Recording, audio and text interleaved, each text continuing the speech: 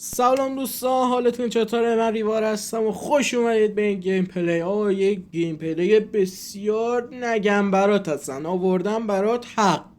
فقط بشین تا آخرشو ببین که لذت ببری. بریم واسه گیم پلی. خب ما برگشتیم با این گیم پلیه.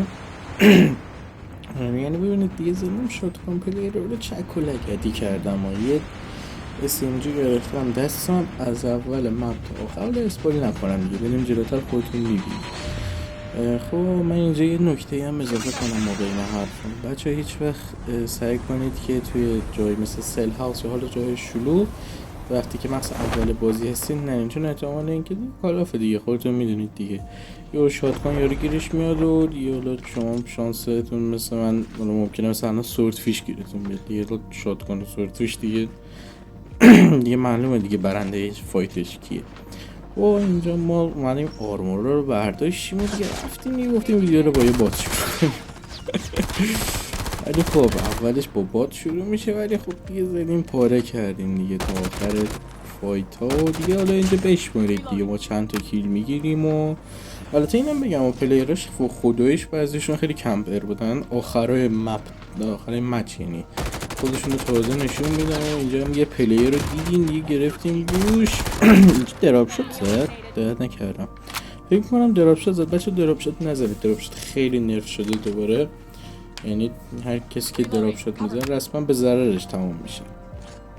اون فایت طرف مقابلتون میبره اینجا، چون بحث لوگرنده های گرم بود یه مقدار، من برنده فایت شدم.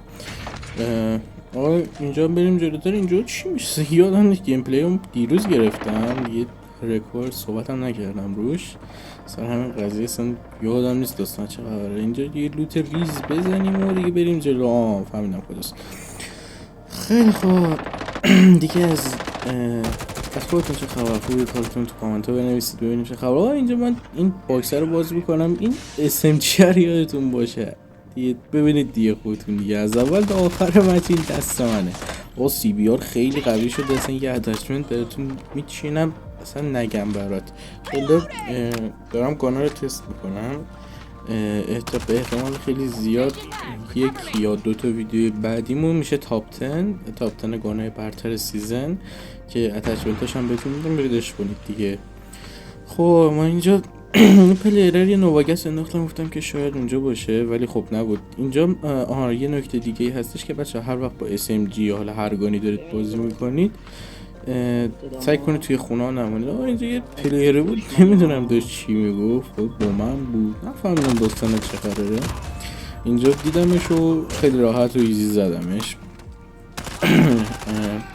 میبینید اگه دقت کنید من خیلی داخل خونه ها نمیرم، چون اگه برید به احتمال زیاد داخل خونه ها کلا حالا فضای بسته مربوط به شاتگانه، ولی خب اگه AK یا رایفل ها دیگه کلا رایفل یا SMG دارید سعی کنید داخل خونه ها نمونید. و اینجا من دنبال اون پلیره، اون دنبال من. اینجا یه لحظه دیدمش رفتم پشت کاور. همیشه پشت کاور بازی کنید. دیدید اینجا هم دراپ شات زد، من ضررش تموم شد. همیشه میگم دراپ شات نزنید، دراپ شات کلا نرف شده دیگه، یعنی حتی سیزن پیش یه مقدار جوابتر بود. و اینجا یه ترفند آموزشی که هر وقت دارید اینجوری راه میرید 180 درجه بچرخید، اینجوری دید 360 درجه ای دارید به خودتون دیگه. آلکاتراز دیگه یه دفعه از بکتون یکی در نمیاد بزنه. من شاید بر نمیگشتم، احتمال داشتش که مثلا یکی از پشت بگیره رو. همیشه حواستون به بکتون باشه. اینجا ما یکی رو زدیم. اینجا پلیر رو دیدم داداش دیگه اینجا CBR دیگه چی جلو دارش نیست و بیا پایین. اینجا هم یارش رو دیدم. اینجا افتادیم دنبال یارش هم زدیم. موومنتتون رو همیشه حفظ کنید. اینجا هم یه نکته دیگه که هستش، من خیلی دارم میبینم که این اشتباه میکنن سر لوت کردن وای میسن سر جاشون مثل یه خیار. بهترین مثالی که میشه براش زد همینه. اینجا اگه دقت کنید من توی خونه خیلی نموندم، اومدم بیرون گفتم داداش یه جامپ شات بزنم بهت بیا پایین.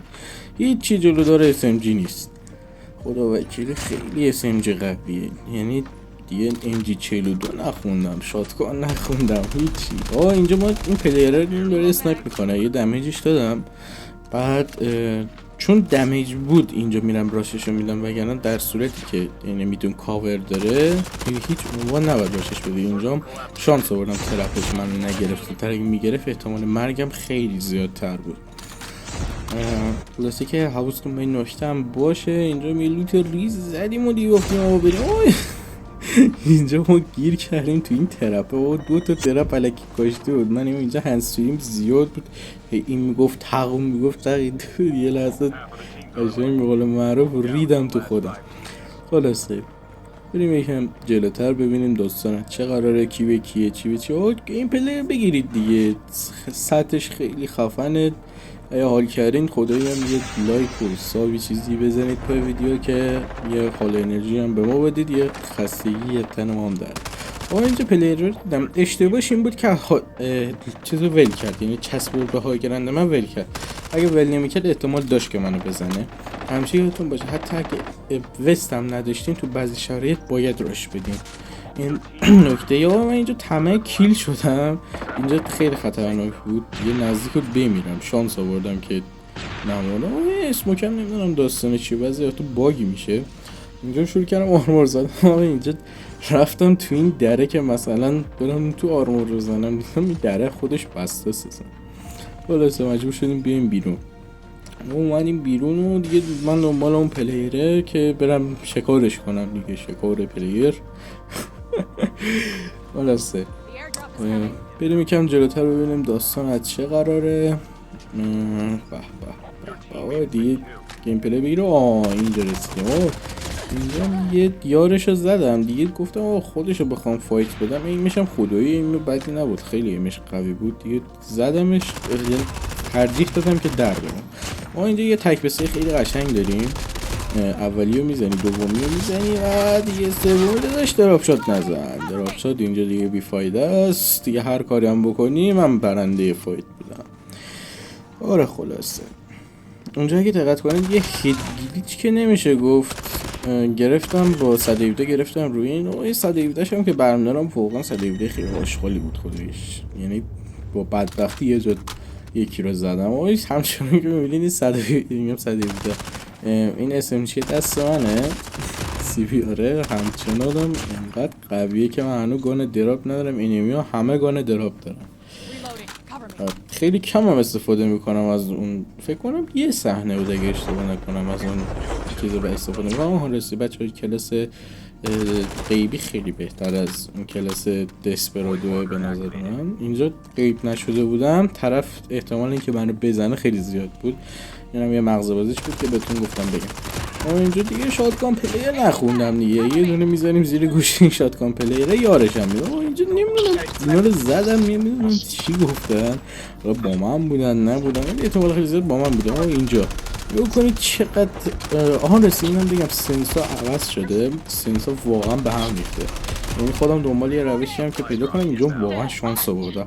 به محض اینکه سنسامو درست کنم بفهمم جریان سنسا چیه، حتما براتون ویدیوشو میذارم که برید ببینید عشق کنید دیگه.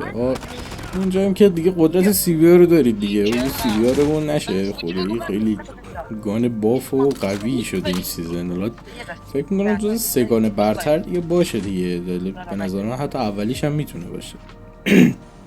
چون راستی بچه الان دارم جلوتر یه گان میکشم، اتچمنتشو دیروز گذاشتم، دیروز که نه ویدیو قبلی میتونید برید ببینید، اتچمنتشو بردارید و اشغال کنید. من اینجا یه اشتباهی کردم، خودم میگم نباید برم داخل خونه، رفتم تو خونه یه صحنه باحالی اتفاق میفته. اینجا صدا پای طرفو گرفتم، احتمال دادم که بیاد ولی خب نیومد. اینجا نیدو پرت کردم خورد به خودم، شانس آوردم نمردم. ولی خب شما سعی کنید که تقریبا اشتباهات من رو تکرار نکنید. اینجا پلیره دیدم که پرید اینجا، دیگه داداش دیگه رنج رو ما داریم، موومنت هم داریم دیگه، محاله بمیرم دیگه. اینجا گانش هم خدای گان ضعیفی هم نبوده بچه، اینا پلیره ضعیفی نیستن و فکر نکنید پلیره سطح پایین، اینا سطح بلان. اینجا من عصبی داشتم پلیم دارم، گفتم 3-4 تا مچ رو دیگه دستم گرم نبود. اینجا اولین مچی بود که دستم تازه گرم شده بود. بذار یه چیز رو برپا کنیم، تاکسیک پلیریو. اینجا هم دیگه نفر آخر زدن دیگه وین شد. امیدوارم از این ویدیو لذت برده باشید. اگه خوشتون اومد حتما لایک و کامنت فراموش نشه. عشقی دوستتون دارم. فعلا بابای.